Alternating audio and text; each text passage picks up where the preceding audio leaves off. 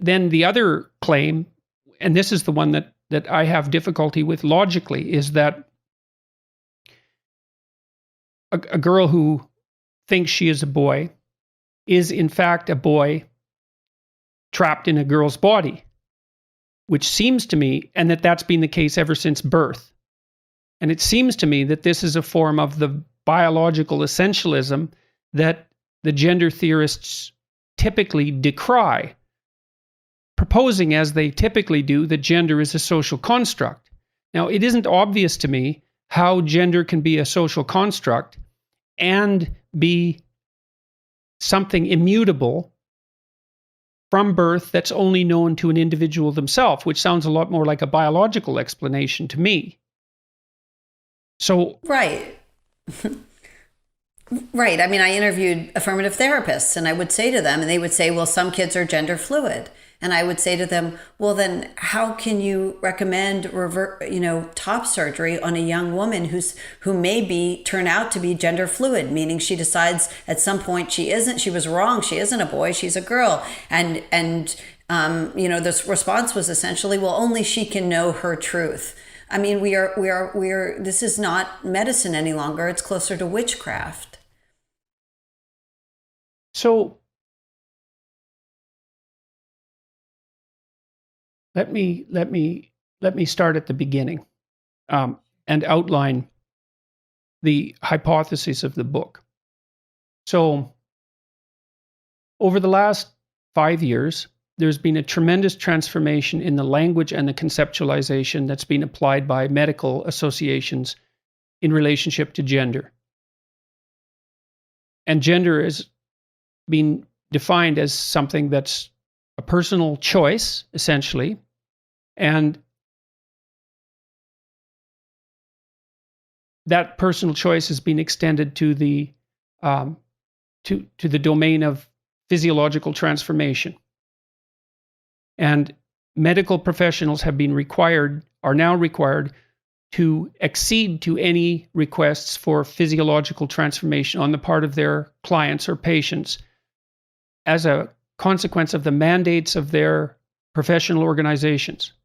And the consequence of that has been a shift in the transgender phenomenon from a tiny percentage of primarily males to a 1 in 50 percentage of primarily adolescent females, many of whom are undergoing the full physiological, or many of whom are undergoing at least part of the physiological transformation process. That sums it up, essentially, I believe. I'm not sure I totally followed that, but I think so. Okay. Well, I probably should have asked you this at the beginning of the interview, but Sure. I was trying to outline the basic argument that you were making. Right. The basic argument that I'm making is that a large population of teenage girls who probably do not have gender dysphoria, they certainly have an atypical form of gender dysphoria, are able to quickly obtain hormones and surgeries. They are very much, they're acting under social media influence and peer influence. We have numbers on that. Certainly not my studies, but others have done studies on this. And they're acting under the influence of peer influence and social media influence. They are quickly obtaining hormones and surgeries, and there is virtually no medical oversight of this process. That's the thesis of the book. Right. And so the alternating hypotheses are either that there's been an explosion in transgender identifying individuals because the social strictures have been taken off the diagnosis, or that this is a form of psychological contagion.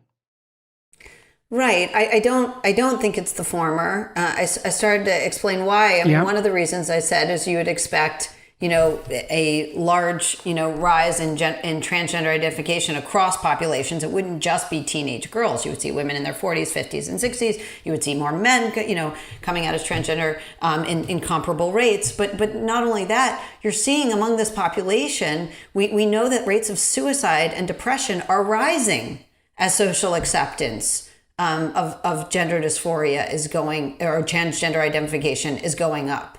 But we would have predicted that those things going down. with social acceptance. Instead, it seems to be, coincident and comorbid with teenage girls' mental health crisis, in which we're seeing very, very high rates of anxiety and depression.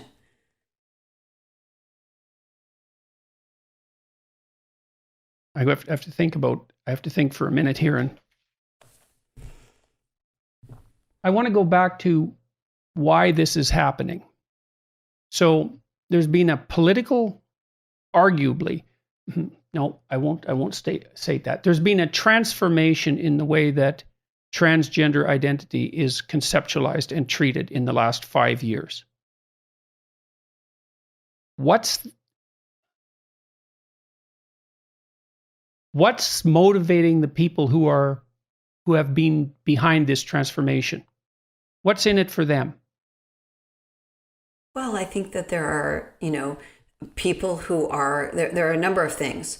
There is a strong ideological and financial commitments and incentives for certain people to insist that transition on demand, regardless of age, context, or other mental health problems, be always immediately facilitated. And right. Well, it seems like that becomes necessary to prove something. It seems to me, and that's what that's what I'm trying to get at, is that it's necessary to set up the medical systems so that gender dysphoric, transgender identifying teenagers have access to the full arsenal of medical transformation. And that helps demonstrate that some other axiom is true. What is that? Is the axiom that gender is in fact socially constructed? Do you see what I mean? Is that you said there's an ideological reason. What I'm trying to do is to specify that reason. I'd like to understand that reason. I don't know that there is a larger sociological or ideological goal. I think they are ideologically motivated. So in other words, they have these commitments, but I don't think that they're trying to prove something, except in the way that I suppose that they are saviors of some kind. Look. Well, that would certainly be something that would be motivating to prove. I mean, if you notice the doctors who are pushing this very often, that we're certainly seeing in the United States is a young generation of doctors and therapists who are activists first and doctors or therapists second. We're seeing this across society. In all kinds of professions, their ideological commitments precede their professional investigation. They begin with their conclusions. Yeah, well, the ideological commitment is that this is what I can't wrap my head around it, because the ideological commitment, if it's that gender is socially malleable or a social construct, which seems to be a fundamental axiom that drives this kind of ideology, I can't see how that can live side by side the proposition that the girl who's trapped in a boy's body has an immutably male identity. Well, I think a lot of them just insist on the immutability. The problem is we know that's not true. Well, except that they also insist on gender fluidity. Right. But they also insist on gender fluidity. I mean, I could answer your question this way. What is non-binary? Because right now in the United States and throughout the West, certainly true in Canada, you can get your breasts removed, not if you say you're transgender. You don't even have to say you're transgender. But if a young woman, 16 or up says she is non-binary, that's enough to allow her, without a therapist's note, to get her breasts removed. Now, how do we know that a non-binary person has no breasts? I know that a man has no woman's breasts. How do we know that a non-binary person has no breasts? Well, that's a very good illustration, I would say, of the mystery that I'm trying to nail down. Is that your claim is that breasts or no breasts, it's all the same to the non-binary identity, but that isn't the way it plays out. The way it plays out is that there's the breast removal proceeds forthwith. And so that's not, I don't understand that. Well, there are no diagnostic markers at all or evidence of a non-binary identity except the say-so of the patient. Part of it's a matter of definition. Now, one of the things that you do in your book, I thought this was quite interesting, is make the claim that when gender theory is taught in schools, the classic binary genders are presented in a very stereotyped manner, very stereotyped, very unidimensional stereotype manner. And then any personal deviation from that stereotype is regarded as evidence for a non-binary identity. And so that's a matter of definition in some sense, right? Because you could say that the only genuine genders, and this would be the redefinition of the word gender in some sense, the only binary genders are the stereotypes. And if you are deviant from those stereotypes on any of the multiple dimensions along which they're defined, then you are in fact another gender. You can set up a definitional structure in that way and have it be coherent. The question is, what are the consequences of that? So the consequences is a lot of confusion for young people trying to sort these things at who they are out at a time when that's typically done in adolescence. I mean, the problem with saying these... Can you distinguish that from freedom? Because if I was going to take the perspective that was opposite to that, I would say, no, what you're doing by deconstructing the concept of gender itself is allowing adolescents much more freedom and exploration of their identities during a critical period than would otherwise be the case. Now, I would temperamentally tend to side with the confusion hypothesis. I think it's a catastrophe to confuse adolescents with regards to their gender identity just when they're attempting to catalyze that identity, right at the same time that hormonal transformations are at their peak and they're undergoing a profound transformation in self.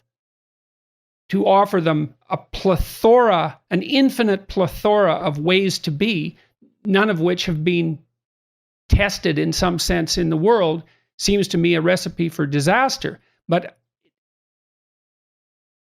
does it look like freedom? No, it doesn't look like freedom. And I'll tell you why, because these girls are miserable.